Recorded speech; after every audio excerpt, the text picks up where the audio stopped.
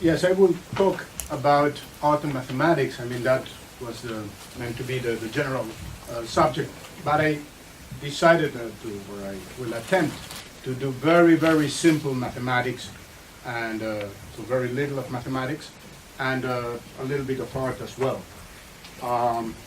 So the idea is to try to start with a comparison of geometry and painting in Europe and East Asia. So let's start with an image. If you don't like the rest of the talk, at least the first two slides are nice images. Something. Okay. This is a drawing from the 12th century called When She Returns Home. If you look at it, you have a distinctive feeling that this is a Chinese drawing. Okay? You feel this is China. This instead is a painting done by Piero della Francesca in the mid-15th century called The Flagellation of Christ. And I am also convinced that if you look at it, you have a distinctive feeling of this being European painting. Actually, if you are a little bit more familiar with European painting, you will immediately say, oh, that's Italian Quattrocento. It's a typical Italian Tuscan 15th century painting. Question is, why do we have that feeling that this is European and this is Chinese? Well, you may say, okay, architecture. Okay, when I look at these sort of roofs that are curved, that's very Chinese. And when I look at the roofs in here and the columns and the capitals of the columns, this is very European. That's fine. That's one thing. You may talk about the subject. This is obviously a very religious subject, the flagellation of Christ. Should be European. This instead is, for an old painting, is simply a city life image. Difficult to be European. But there is something more in here. And even if the subject was not religious in one, even if we didn't paint the roofs with these curves, we would still feel that this is a Chinese painting and the other is a European painting. And okay. Just say and what is this additional feature, not the one that we cannot install, but this additional feature that makes this Chinese and the other image European has to do with the size, with geometry. Has to do with the size of the people here and with the way that straight lines behave in this picture and in the other picture. Let's start with this one. Look at the size of a person. Okay, something like that. I can displace myself and go looking for different persons, and all of them will have roughly the same size. Maybe not exactly, because there are people taller than others, but leaving aside difference between people, the size of the depiction of a person in this painting is the same, independent on the position of that person on the scene. Okay? So this person here is, so to speak, close to us, but has the same size as this person here, which is in principle more removed from us. Instead, here the size appears to, the size of the characters appears to depend on the position of those characters on the painting. These three characters are on the foreground, and then they appear large on the canvas. These others, on the other hand, are on the background, and then they appear consistently smaller on the canvas. Okay? And that, by the way, is a big change with respect to the Middle Ages, because they made Christ, which is the main character in this story, small. That wouldn't have happened only 100 years before in Italy. But there is another difference. In this painting, when two lines are parallel in the scene, the depiction of these two lines are also parallel on the paper. Okay? So, for instance, these two lines are parallel. They are depicted parallel. They are also parallel to this one, or to this one, or to this one, or to this one. Okay? And all those lines are depicted parallel on the paper. Instead, when we look here, this line, this is the boundary of this beam, is parallel to this line here on the floor. Okay? But they are not parallel on the painting. On the painting they meet roughly here. Okay, where I am putting the hand. And here also this line here finishes here. So this line, this line, this line, they all meet around here. So parallel lines on the scene are not parallel on the canvas. They are not random either. They meet at a very precise point, but they meet at a point, meaning they are not parallel. Okay? So I assume some of you may have done photography, and then you may be familiar with how the appearance of things change when you change the angle of your so-called the focal distance of your lens. Okay? This picture here, these are 3 cans of soup. Okay? Or something like that. The first picture is taken with what is called a wide angle. Okay? I put myself at a certain distance so that the first can will have a given height, and then I take with a wide angle. So what happens is that the cans that are in the background, the more they recede, the smaller they are. These will happen always, but how much smaller depends on this angle or on this focal distance. Here, focal distance is 24 millimeters, is a wide angle. It takes a picture with a wide angle.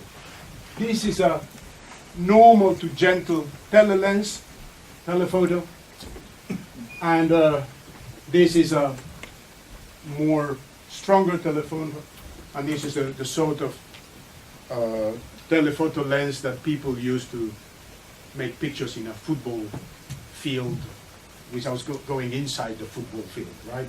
So from the far away. If you look at them, you will notice that in that case, it's very much as in the Italian Renaissance painting, in the sense that what is in the background is consistently smaller. In this one, it is smaller. This one is smaller than this, it's a little bit lower, but just for a tiny bit. They look almost as having the same size. Okay? So, to take this one with a telephoto, I need to go very far away from the object and take with a very narrow angle in my lens. Okay? So, the more far away I go and the narrower my angle, the more the objects tend to be seen with the same size, independent of their position, and the more parallel lines tend to appear as parallel. Take, for instance, the lines that are given by joining the bases of the cans and joining the tops of the cans. Okay? In there, they do like this, and they meet just there in front of your eyes. In here, they are almost parallel. Okay? So, relative size differences are caused by different angles from the viewpoint. Okay? If I look at these two segments have exactly the same height, exactly the same size, but since this is closer to the viewpoint, I look at it with a bigger angle. Okay? So when I see something with a smaller angle, I see it smaller. Okay? So, to summarize, the fact that in classical Chinese drawings, sizes are preserved along the canvas corresponds, in geometric terms, to setting the viewpoint infinitely far away from the depicted scene. Okay? So, in Chinese paintings, the painter and the observer, because there is always some sort of correspondence between the viewpoint of the painter and the viewpoint of the observer, sees the scene as if looking at it from infinitely far away with an infinitely powerful telescope. Okay? So, would be something like that. I am looking from infinitely far away. Since I'm looking from infinitely far away, my angle is infinitely small, meaning 0. And since my angle is 0, instead of looking like this, I am looking like this. So all rays of vision are parallel, or horizontal, let's say, like here. And then the position, the size of these two persons, which are at different distance, project onto the canvas with exactly the same size. So it's independent on position. Okay?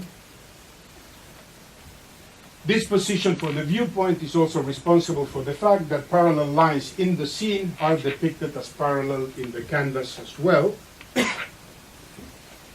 And just to give you an idea, okay, the differences between a viewpoint at infinity, and by the way, the viewpoint at infinity has a name. It's called parallel projection. Okay. And one at finite distance that also has a name is called perspective projection, or best understood if I simply draw a cube, two cubes. Okay? In here, the cube is drawn using perspective. You can see that parallel lines on the top of the cube are not parallel in the drawing. On my right, the parallel lines on the cube are parallel on the drawing. Okay? Now, bear in mind, rectilinear objects and mostly architectural elements were used by painters to give spatial cues to the viewer. Okay? So, the way that the buildings in the Piero della Francesca painting are drawn and are placed give us some cues and allows us to somehow feel exactly how much in the background is the figure of Christ compared with the figure of the three gentlemen that are talking on this part of the painting. Okay? This would be a typical example. This is the School of Athens, a painting by Raphael from the early 16th century, also in Italy. And you can see that these architectural elements that you have here, the parallel lines converging to a point around here. Okay, so these architectural elements help us to understand sizes and give us a sense of depth to the painting. Actually, it was originally it was meant to be a trick. When Italians discovered perspective, they used it as a trick to produce the feeling of depth. The first use of perspective was to create scenographies for theater, because it would be painted, and then you would see the people there, and you would feel that there was a deep wood forest or whatever architecture, buildings going behind the scene. Okay. By the way, this guy was supposed to be Heraclitus, a philosopher, and the cube where Heraclitus is resting his arm has exactly the same shape as the one I put on the previous slide, and it's drawn in perspective. Now, here we go into something which is a little bit trickier, but let's try nonetheless, because it's important. It's actually quite important in all forms of Asian painting, so let's go for it.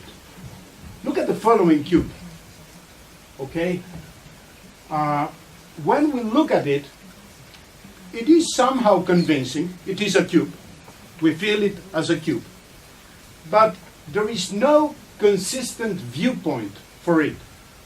And by that I mean, you choose any length for your telephoto, you choose your position anywhere in the universe, you make the photo, you will never get something like that. Never. It's impossible. Okay? And the reason is, how can we see the front face of the cube as a perfect square, so without any skewness, so all the four angles are 90 degrees, it's not skewed in any manner, and still see two more faces? If I have a cube and I see the front face just with 90-degree angles, I am not able to see the lower part, the upper part, or the sides. So, in principle, this should be impossible. One explanation, this is not too important, but I offer it nonetheless, has to do with how the canvas intersects the rays of the vision, okay, the visual rays. So if we look at the situation from above, okay, so that we see the top face of the cube as a square and the canvas as a line, this will be the canvas.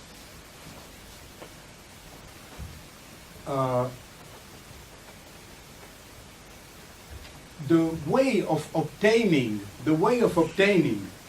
the picture I showed to you in the previous transparency is to put in the cube rotated so that this face is parallel to the canvas, and then this face will project into the canvas as a square without any skewness, without any deformation, and you still will be able to see this side.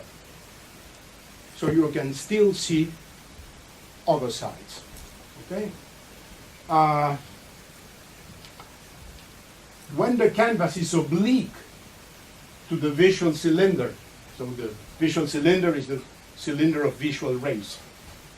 and one face of the cube is parallel to the canvas, we see that face without distortions, and we see other faces as well. Okay? When the canvas is perpendicular to the visual cylinder, we don't. And then the projection is called axonometric. So parallel projections, we can divide them into oblique or axonometric. Oblique parallel projections were used in Europe, from many centuries ago. But curiously enough, even though they were beautiful, they were not used in fine art. They were only used in some forms of decorative art, never in fine art. And they were used for very strange purposes. For instance, there is one form of oblique projection called cavalier projection that was used to draw military drawings. This is a fortification. This comes from the, I think it's 17th or 18th century. And is drawn using oblique projection. You see this face here as a rectangle with all the angles 90 degrees, and still you see perfectly well the top of the whole thing. You're looking from above. This is called cabinet projection, and it's so-called cabinet projection because it's a form of oblique projection that was very much used to draw furniture for advertisements. This comes from early 20th century, from a magazine that was advertising furniture. Okay? Now, in Asian art, in contrast, oblique projection is the prevalent form of projection. The history of painting in China is mostly done with oblique projection. Okay? Not only in China, so let me give you an example that is not from China, it comes from Japan. And the reason I took this one is because it shows an interior, and then it's very, very easy to see here the oblique projection. Okay? When you look, for instance, well, it's women in a bathhouse. In former times, houses didn't have bathrooms as we have right now, and people had to go to communal places for bathing, and of course, there was for men and for women. This is a painting of one, kiyo, of one for women, and if you look, for instance, this shape here, the front, you're seeing without deformation. You're seeing a perfect rectangle. All angles are 90 degrees. But you're seeing at the same time this side and this side. So one to the left, and you're seeing the top side. Okay, this is typical oblique projection. Okay?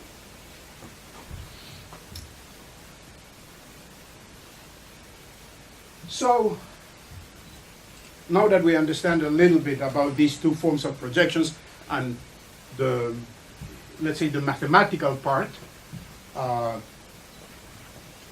difference between perspective. In perspective, I am looking from a certain finite distance with a certain angle. In parallel projection, I am looking from infinitely far away with an infinitely powerful telephoto. Okay? Now, let's keep and go a little bit to, I don't know. Just consider the following question. I wouldn't call it art history or anything like that.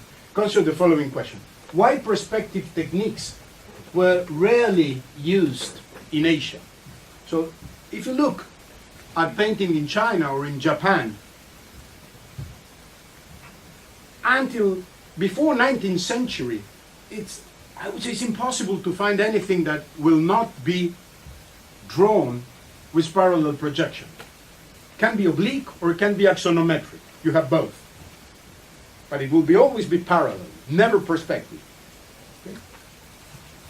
So the first answer is, the first simple answer that comes to mind, and of course it's wrong, okay, is, oh, they didn't know about it. No, this is not true. I mean, in the 16th century, Matteo Ricci, that was a priest, a Jesuit priest, arrived in China and remained there till his death in 1610.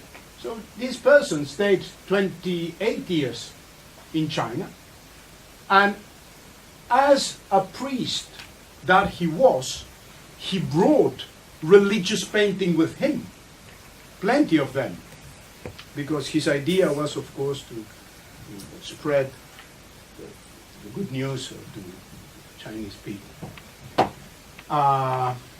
So I don't know whether he was successful or not spreading the good news, but spreading perspective, he was a failure. No painting took perspective from him. Even more interesting, in 1715, another priest called Giuseppe Castiglione, also a Jesuit, arrived to China, and he lived in China until his death in 1766. So he lived 51 years in China, 51. And more interestingly, Castiglione was a painter himself, okay? You probably know him under the name of Li Xining, okay? So he even took a Chinese name. He spent the rest of his life painting. We will return to him soon enough. But then again, here comes the question. Obviously, Castiglione knew about perspective, and still, perspective was not used. So the reason was definitely not lack of knowledge about perspective techniques. Okay?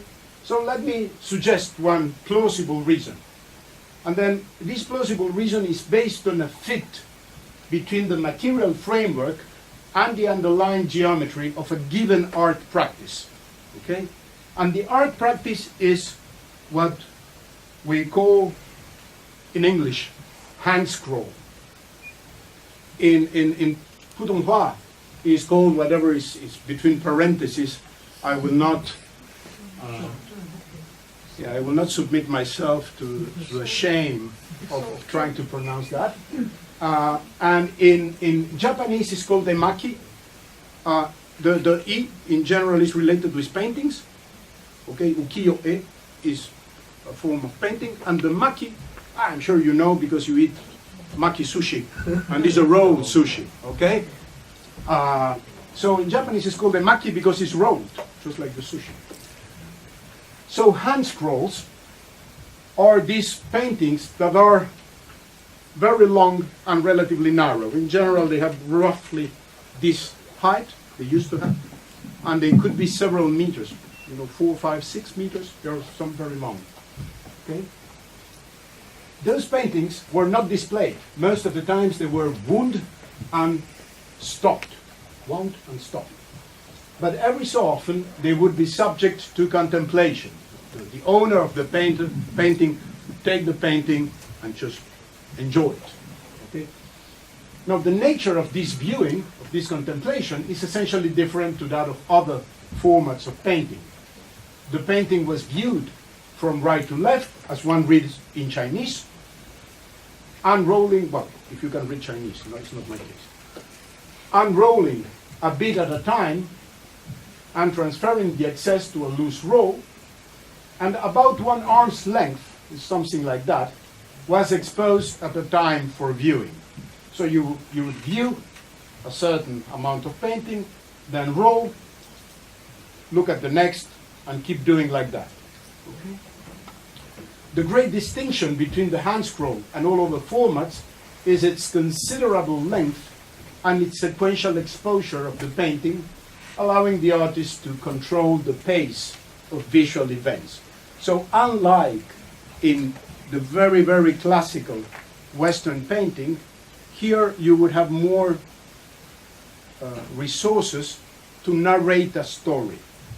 So you have more visual events because there is a dimension of time in your contemplation of the hand scroll.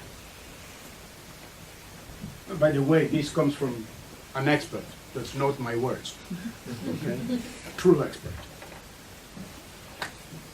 Here you have an example of very famous example of hand scroll.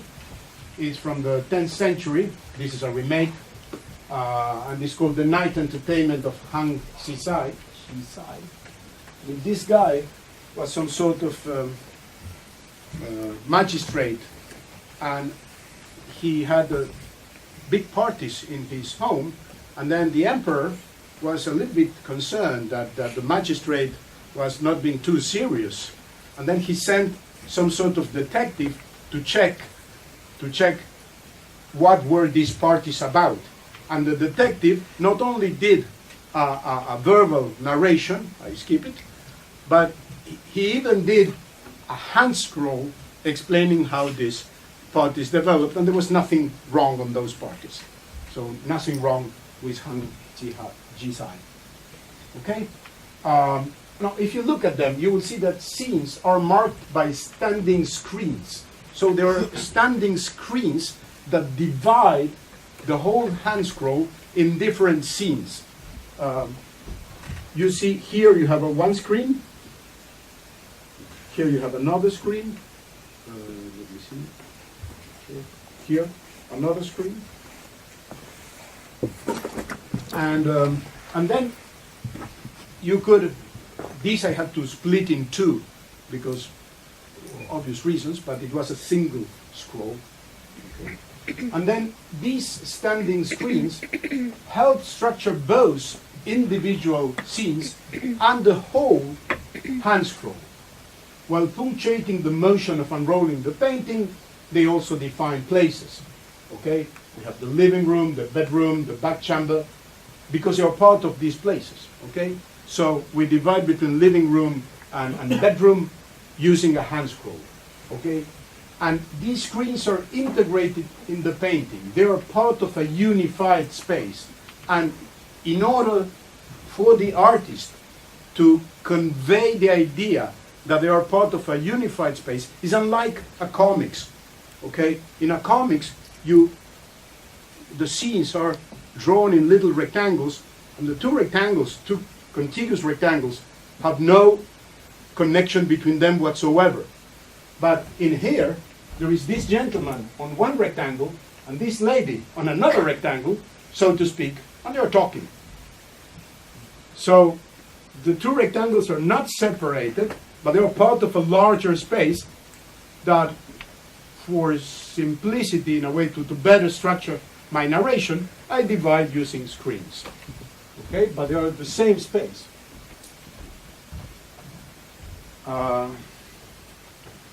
So, where should the viewpoint for this unified space be? Should be at a finite distance, like in perspective, or should be infinitely far away, as in parallel projection? Okay?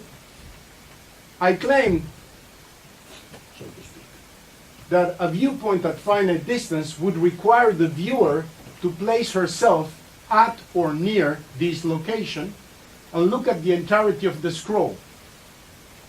I should have to put the whole scroll like this and then look at the whole scroll. So I would kill the process that Silberger was describing of looking a little bit at an arm's length at a time. Okay? To understand why this is so, let's scroll a simple scene. A board of chess with a lonely king. Okay? Very, very simple scene. Now, one thing, just for,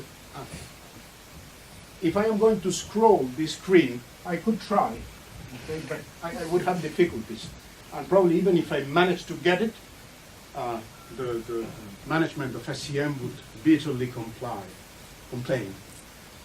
So instead of scrolling this screen, what I will do is, and here is the same. One thing I can do is to move the hand scroll. The other is to leave the hand scroll. and move myself. Okay? This is what we will do with the lonely king in the chess board. I start looking from the right. Okay, so I am looking, the board is there, and I am looking from here. Then I will move here. Moving here, moving the scroll is equivalent to move my viewpoint, and now I am looking at the king from the center, so to speak. And finally, I will end up looking at the chessboard from the left. Okay? Now, here we have a problem, because when I look from the left, this straight line goes from right to left, and all these straight lines go from right to left. But when I was looking from the right, all these lines were going from left to right. So how should I paint them if I am supposed to scroll the hand scroll? From left to right or from... I cannot do it. It's simply not possible to find a good way of painting it that will be consistent with looking from one part, looking from one side, or looking from the other side. Okay? I wouldn't be able. Okay? So the only way of doing this is just using parallel projection. If I use parallel projection, I choose one viewpoint, which in this case, lines go like this, and these are the squares, which are not too square, but a little bit rectangles, but are okay. And if I move in one direction, there is no change. So I can unscroll my painting, I can slide my painting, and there is nothing wrong with that, as long as it is done with parallel projection, because nothing changes.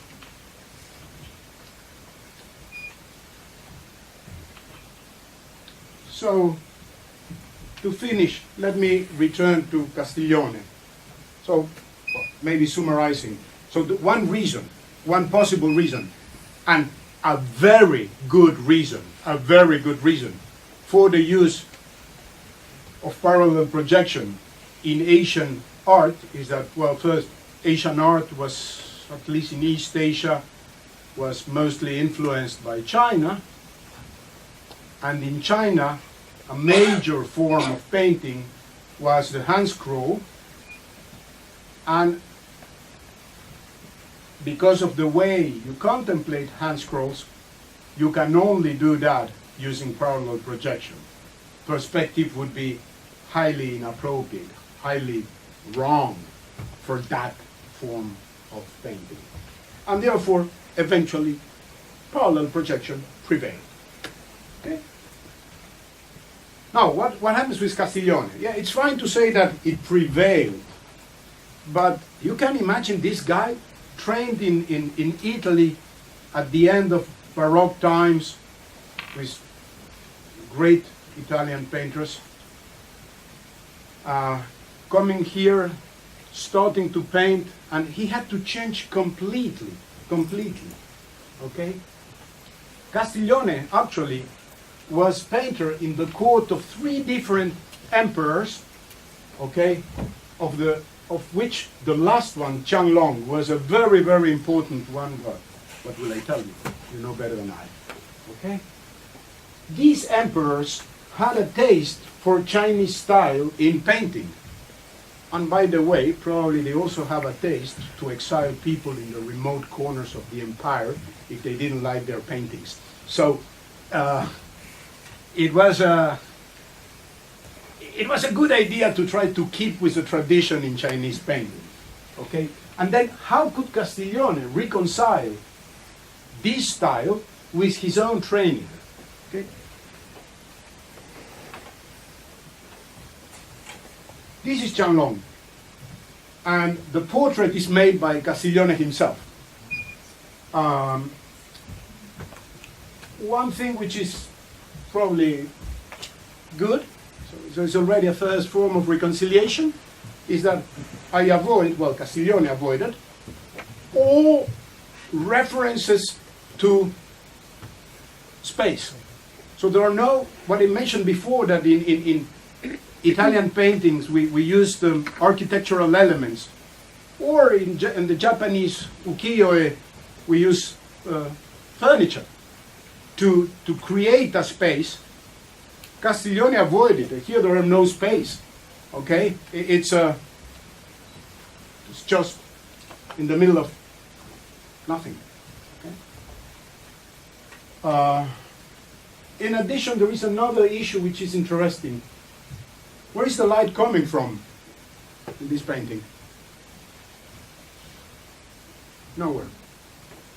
It's some sort of universal light. I mean, in Italy, that was done in the early 15th century. I think probably up to early 16th century, but later it was dismissed. To have this sort of universal light that doesn't produce shadows. Okay? In Italy, eventually shadows became too important, and in the 17th century, with a guy called Caravaggio, they became extremely important to create drama in your paintings. Chinese culture had the feeling that shadows were dirt. If I would paint a shadow of my nose, because light is coming from this side, it would be like having dirt here, you know, that I didn't wash well. So Castiglione had to fight with these two things, the lack of perspective and no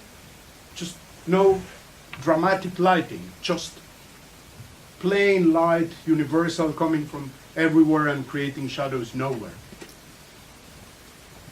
And this, my favorite painting of Castiglione, which is, I think, a favorite painting for many people who know Castiglione. You can see it. It's just a trip to Taipei, but it's worse. It's on the National Palace Museum.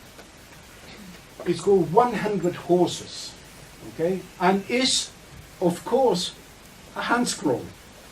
Okay, you see that it's not precisely following the golden ratio, the canvas, okay? And it has no more than 100 horses, okay? Just horses on a landscape. Now, it's nonetheless very interesting because Castiglione avoided very, very carefully putting architecture in here. No houses. Okay, no houses. Because if you put houses and you try to do perspective with those houses, he would be deported to the farthest away confine of the empire. Okay, and he didn't want that. So, no architectural elements giving spatial cues. Nonetheless, this horse is bigger than this one. This tree is bigger than this one. So, he somehow painted horses and trees as if it was perspective, as if he was looking at the scene from a finite distance. And since there are no straight lines, you can still scroll. The explanation I gave you before with the chessboard is irrelevant because there are no straight lines, and you can still unscroll and contemplate the hand scroll in the usual manner without feeling offended. Okay? One more small detail. for which I will do, this is a detail, so I have just expanded a part of the hand scroll. Let me further expand. What do you think here? What is this? What is this? He put the suggestion of a shadow. Not too much, because if I put too much, I end up in Xinjiang province. But a little bit, because I still want to, and then there are suggestions of shadows, so light is coming this way. And this is consistent all along the hand scroll. So one can put himself oneself in his place and just try to understand how he would feel and how he would reconcile his training with his circumstances.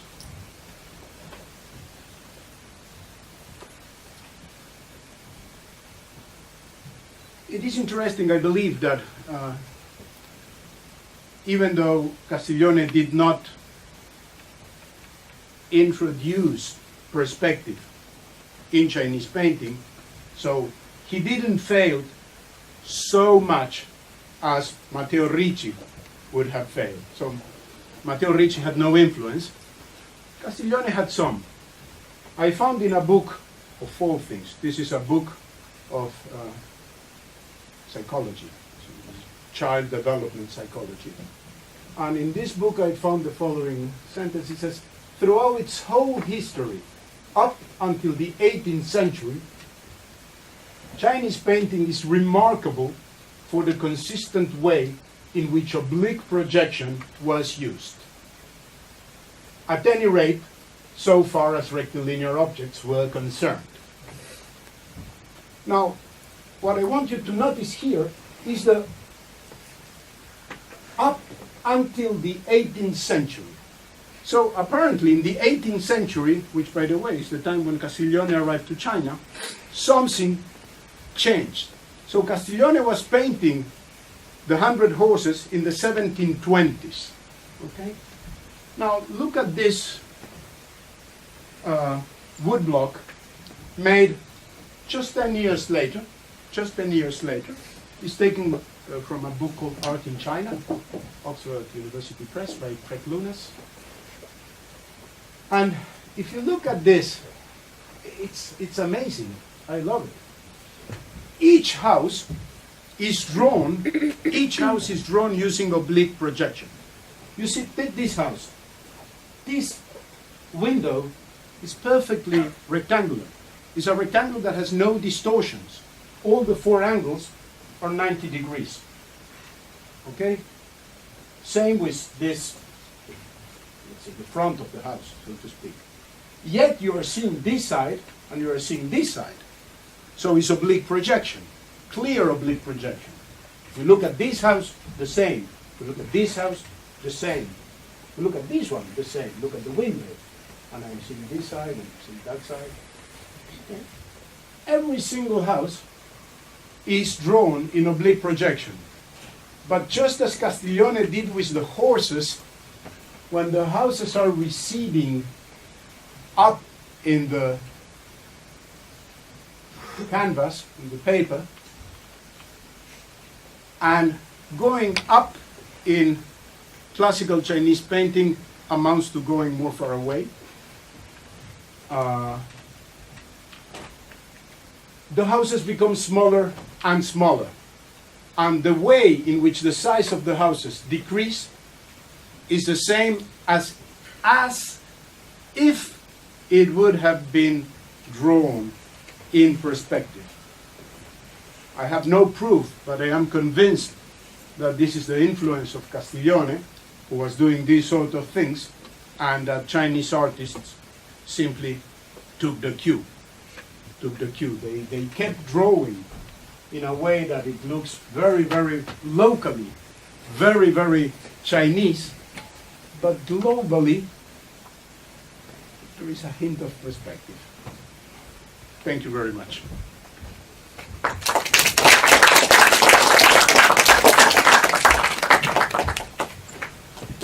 Do we have any questions or any specific points we want more elaboration? Feel free to ask in Chinese because we can.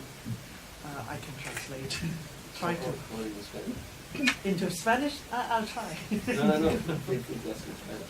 Oh yeah, feel free to ask in Spanish. I forgot there are more, more languages involved. So Professor, when you mention about the hands, when you mention about the hand scroll, that the painter or the viewer are probably moving their perspective along the very long hand scroll.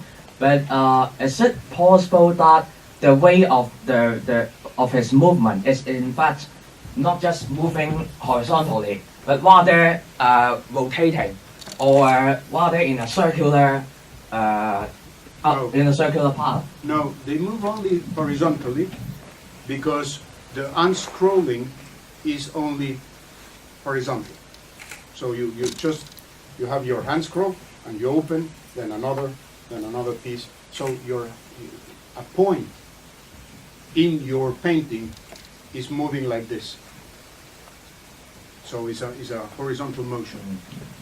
Nonetheless, you can do some more complicated motions, but then you need something more complicated than a hand scroll.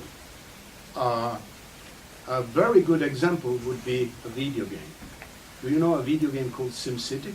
Yes, of course. Of course, you know it. So when you play a video game like SimCity, you are a little bit, first, I don't have here, or maybe I have in another place, but it's not important.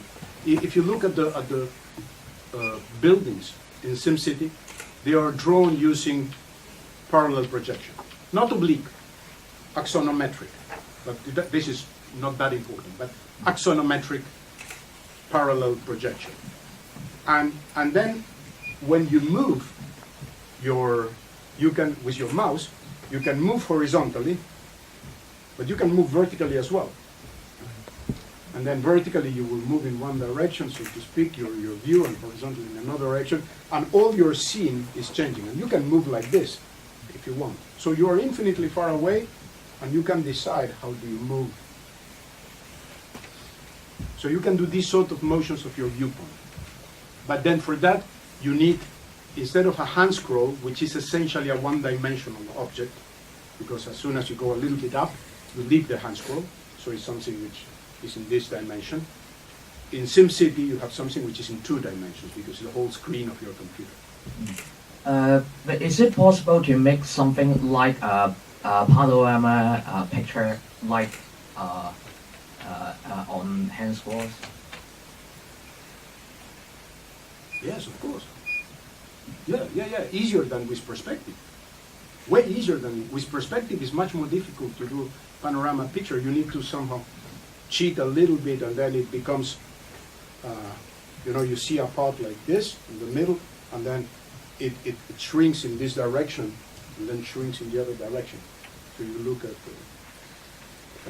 the street, and when I look to my right, I see the street ending, and the two sides of the two sidewalks of the street meeting at a point at infinity. And when I look on the other side, the two sidewalks meet at infinity as well. So what I look is something like that, and that draws a panoramic picture, and the buildings become smaller and smaller and smaller and smaller and smaller. Thank you. In parallel projection, it's simpler. Thank you very much. More questions? Maybe I just ask one for the time being. When I look at this, I'm no expert in Chinese paintings at all. You talk about the right, left, horizontal unscrolling. But as far as we know, there is also vertical unscrolling, right? For example, this one, is it somehow related to how vertical scrolling is done? Well, first, so I am not sure that this would be considered a scroll because it's not that elongated. Right. I think that what the classical hand scrolls in China, that you really, so typically a painting like this you contemplate on a go, just the whole thing at once. A hand scroll, typically you cannot do that because it's so elongated that if you take the sufficient distance, you see nothing, you see no details. And if you get close enough, you see a part of it, but you don't see the other ends. I remember some years ago, the Hong Kong government, I don't know which, organized close to the airport an exhibit on which they had taken a very, very famous hand scroll, and they had created with videos, new media, and you would walk and observe. So instead of moving the hand scroll, instead of moving the screens, that would not be possible, you would move along. But still there was no unified viewpoint on that exhibit on which you would go far away and look at the whole thing from, all at once. That was excluded. But you would walk nearby and you would see the scenes, because in addition, they had some life. It was very well done. They had some motion. The characters were moving, and the water was just having waves and things like that.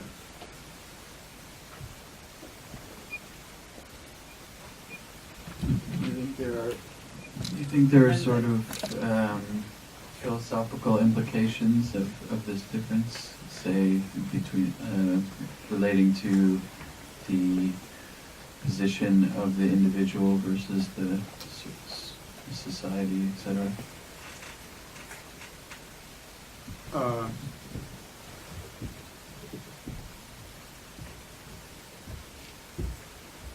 I'm not sure I understood well your question, but let me try and answer, and you tell me whether I'm speaking something that has nothing to do with you.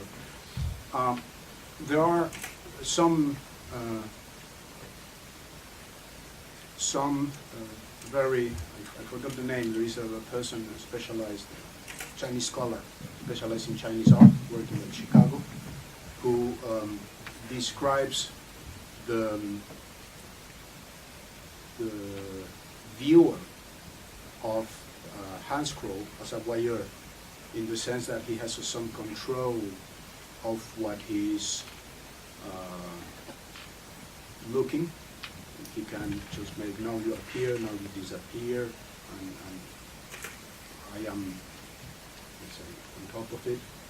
And it also has to do probably, okay, there is this side. This is related, if you want, with the viewer.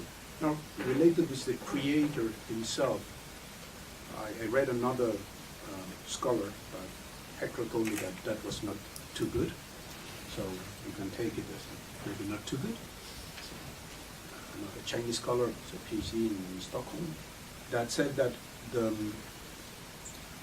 artist has a position a little bit like God, because he or she's situating herself infinitely far away with an infinitely powerful view, and this does not correspond to something a human can do. This is the way you imagine God, that is infinitely far away and still seeing everything. And there is a point on that.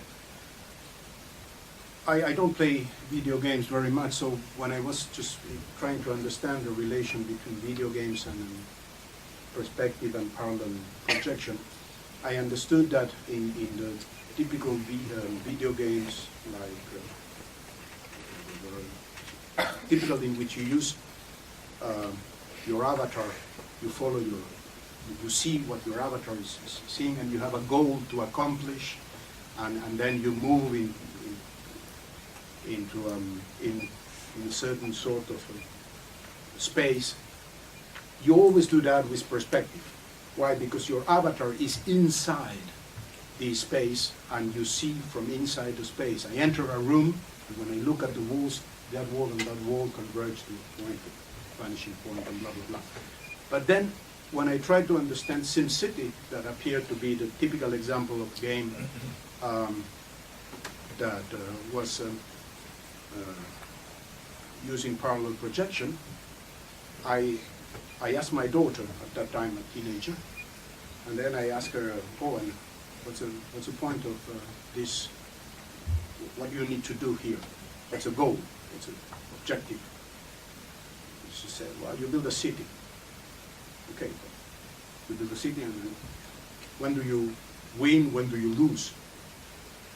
Or no winning criteria, you just build a city. And then I said, what's the point of just building a city? And then she replied to me, well, you feel like God. And I kept the answer because it was essentially that. There are no ultimate goals. I just do it because I feel all powerful of putting a building here, removing here, putting dolphins on a river, and putting whales in the middle of a river in a city that looks like Chicago, something like that. Because you have all this all-powerful thing, and this apparently is related with the projection system you use. It's more difficult if you use perspective because you are inside of space and you are all finite, so to speak. It's related to your question? Yeah. Was there a hand over there? Yes. And then Harold.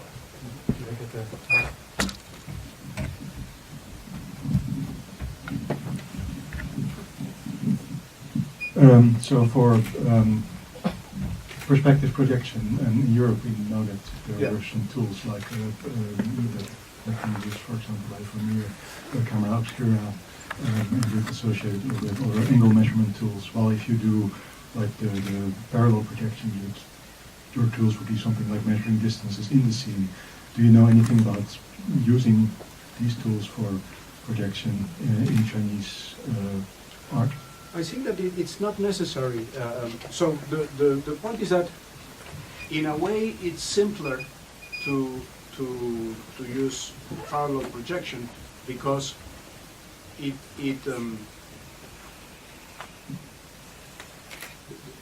the fact that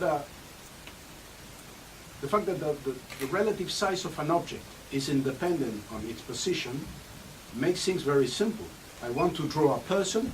Once I draw the first person here, and once I have drawn this person, and on the paper it was 10 cm, any other person that I will draw, no matter where, will be 10 cm. Easy. The point is, if I have something that I am drawing in perspective, the relative size will depend on the position of that object, let's say a person, on the scene. So in principle, if I want to get a convincing, if I do it early 15th century, there were people who were doing it without doing any computation, and the results were amazing to see. They are, floors that go like this and things like that. Make no sense. If you want to do it in a convincing manner, you need to do your calculations well done. And this takes a lot of work, and Europeans, like everybody else, and I am an example, are very lazy people. So they try to avoid doing the work by using some contraptions. So one contraption would be the camera obscura, but there were others. There were actually many at the start of perspective. Okay, one that was, let's say, you really had to do some geometric construction, but it was the good one, let's say, sufficiently easy, was simply to draw something like a checkerboard that would be, you would draw a checkerboard for a floor, and the checkerboard for a wall, and then you would use these checkerboards to locate positions and to move objects, and to use it as a coordinate system.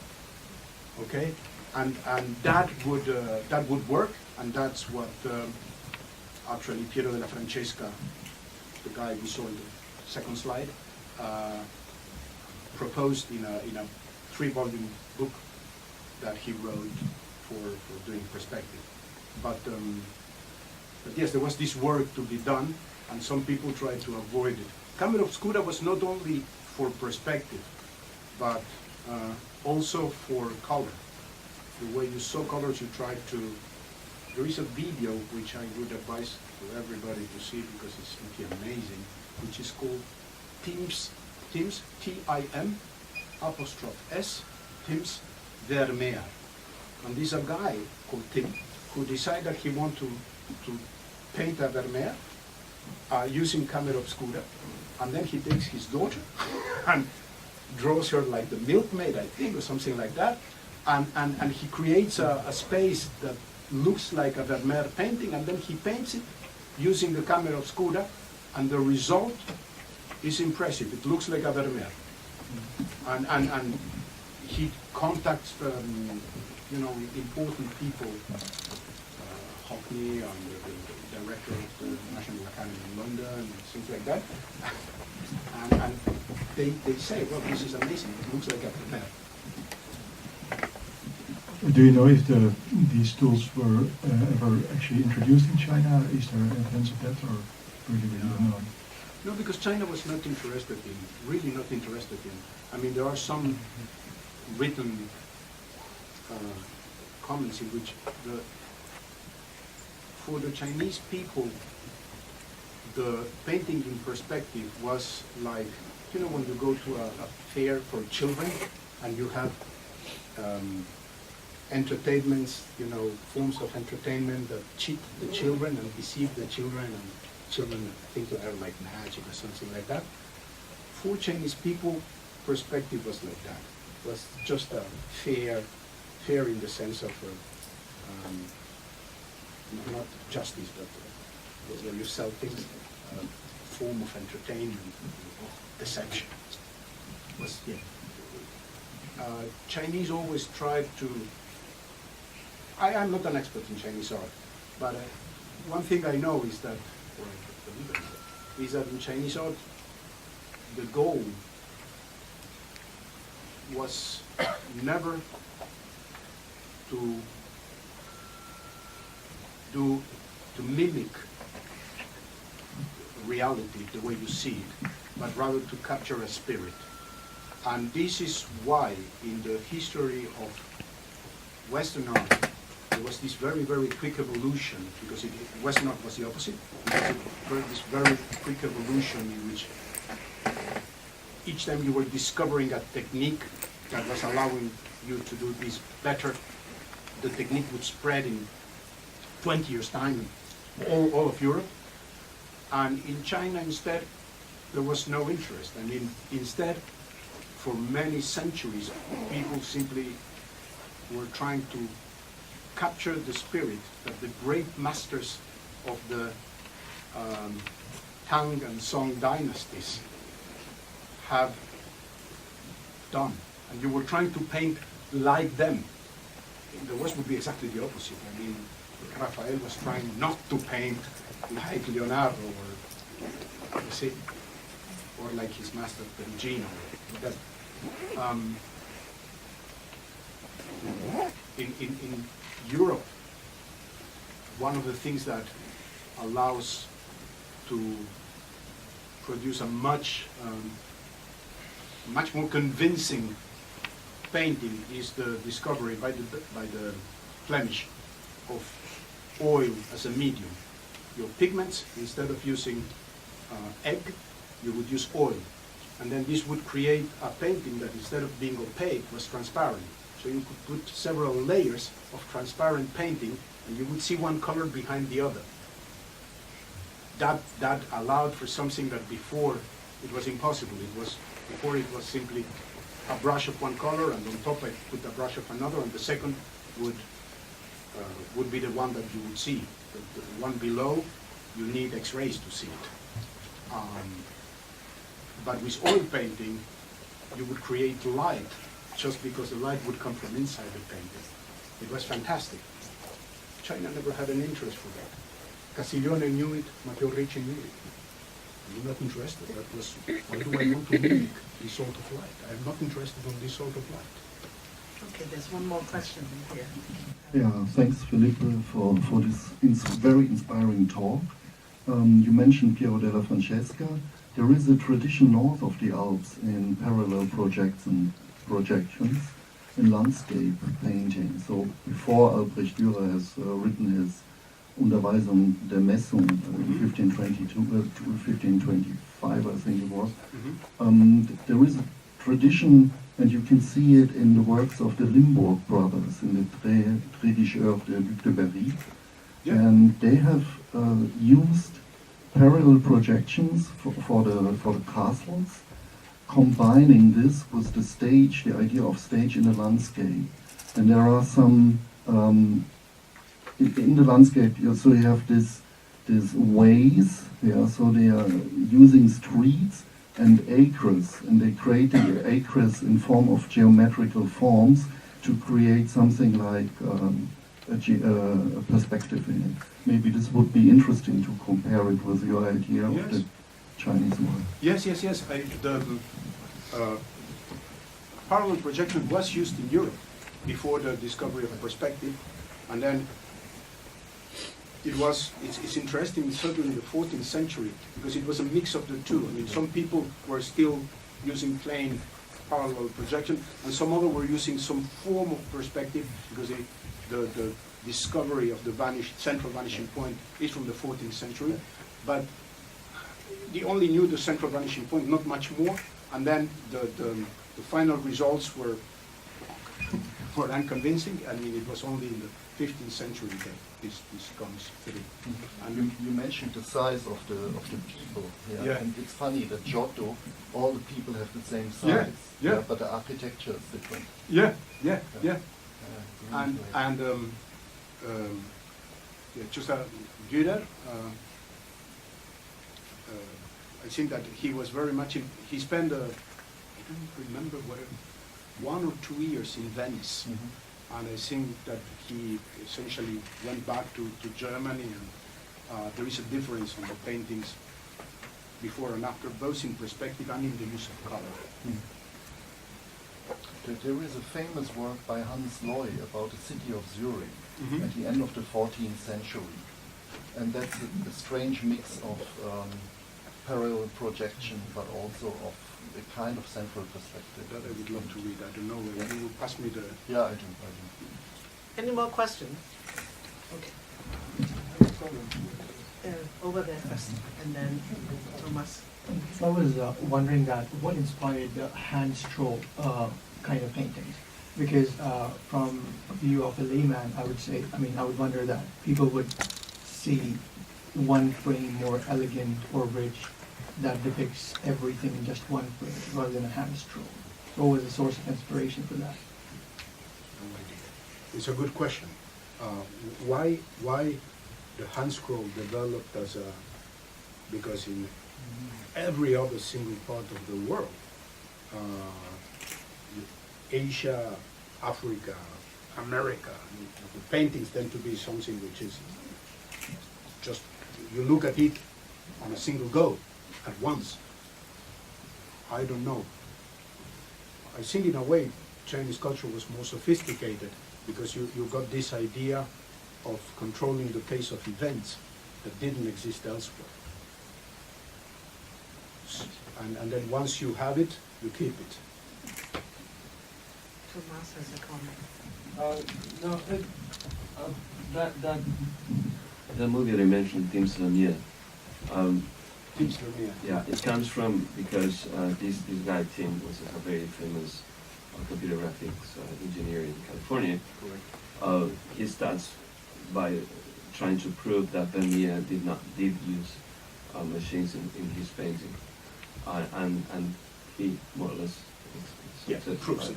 Yeah, because Vermeer does not take into account how the eye compensates for the difference between light and shadow in a complex scene. And I think that is very interesting. I mean, because you were mentioning it, people like it's a main thing about that movie that really cool to watch. Yeah, it's a great movie to see.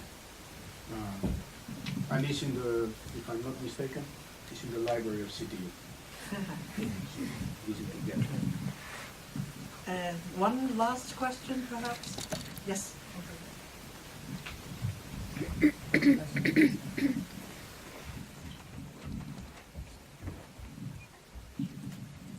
Hello.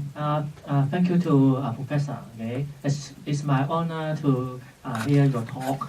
But I will use English. Maybe I try my best to express what I'm talking about. Okay. This topic about the 3D. Okay, like the shadow of the why is it very used in in China or Japan. Okay, some book talking about this is the popular usage of glass, okay, about their daily life, okay, because in Europe or in Europe, many people or even lower class or middle class or even not rich people, they can afford using of glass or daily or maybe bowls or drink water or mat. It's widely used in daily life, okay, but in China and Japan, okay, they are very high level or rich people or even the emperor or just rare people can use glass, very expensive. Okay, another problem is that the painter in China just learn painting. Okay, they have low fundamental school or teacher teach them geometry and the effect of light. They do not have the skill in their brain. Okay, so they no data in their brain. They cannot catch up the skill, so they do not use. Okay, but very thank you for use that. Oh, it's some change in this one. This age.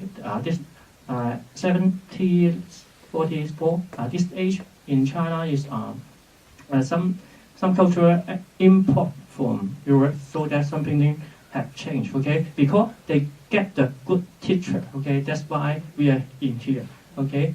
I don't think Castiglione attempted to teach. I think that it was some sort of maybe unexpected influence. He didn't try to convince anybody of anything. Except Catholicism. Okay, thank you. Or maybe I just make simple is that my question is that what is point of view of this theory? Okay, because study computer require data or maybe many scholar or professor point of views or what's the data? Okay, this is how many percentage of the 100%? This 100%. Is the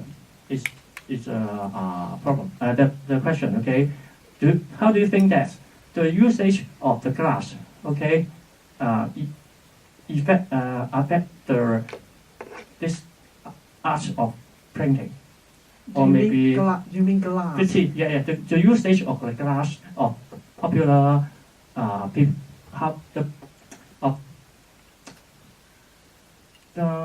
or maybe I may shortly okay make clear okay，可唔可以用中文或者？可以啊，你問你個中文嘅問題，我即刻翻譯。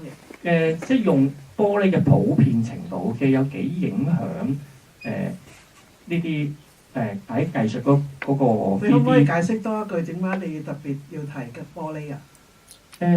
玻璃同有關係㗎，因為咧玻璃咧會有光影啊 ，OK， 因為你玻璃會透明啊嘛。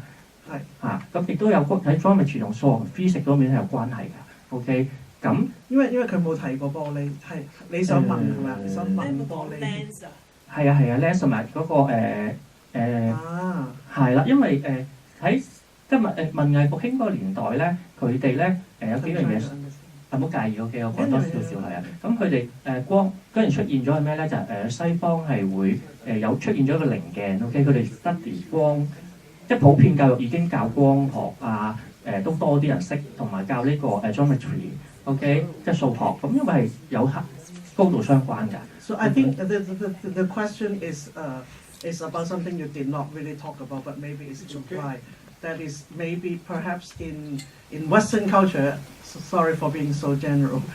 In Western culture, invention of glass could have played a very important role in how people look at things, because glass leads to the invention of prism and other lens and all that. That is it possible that in China, because glass was not such a prominent invention, the activities about looking at things, generating paintings, could also have been different. In this case, maybe the I don't think so. yeah. Okay. Let me give you just one thing. Glass, it's true that do you think I need it? Oh, okay. You give it back to me. Glass, it's true, glass existed in Europe probably earlier than in China. One of the few things that was invented earlier in Europe than in China. But the main center of production of glass was Venice. And up to the 15th century in Venice proper, and in the 15th century, to avoid fires in the city, they were exiled to a small island next to Venice called Murano. It probably tells you something. It didn't spread the fabrication of glass to the rest of Europe because Venetians were made a lot of money selling these glass. And just like China, that's very similar to what happened with China. China had punished with death during the Tang Dynasty anybody who would take silkworms out of China. In Venice, taking the procedures of glass production and going out with them was also punished by death.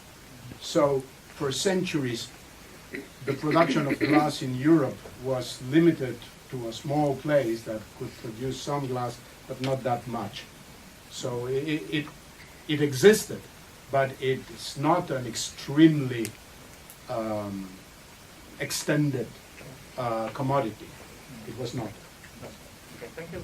Good You're answer. welcome. And I'm not an historian, but I did study. Thank you for this conversation, which I think can actually continue outside the room. But we are having the next section at 4 p.m. But just a short response to your comment. I am not an expert in Chinese painting, but I do pay a lot of attention, researching and studying. I realize, and with the story of the Italian painter in the Qing Dynasty and all of this added together, I feel it is a very complex question why Chinese painting appear to be what we understand they are.